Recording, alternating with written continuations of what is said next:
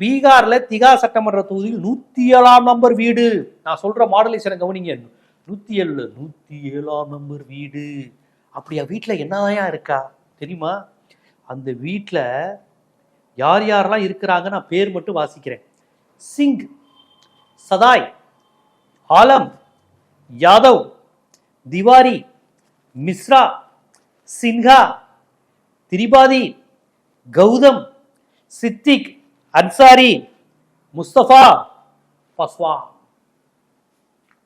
ஒரே வீட்டுல இத்தனை பேர் இருக்கிறாங்க. அப்போது மிகப்பெரிய சமத்துவபுரமோ,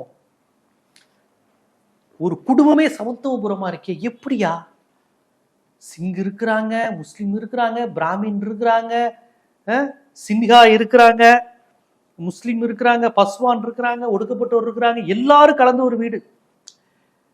கிட்டத்தட்ட ஒரு இதுல 11 சாதியோ 12 சாதி கலந்து ஒரே வீட்டு குடும்ப உறுப்பினரா இருக்காங்களாம். இந்திய வேர்ல்டு ரெக்கார்டுங்க இது.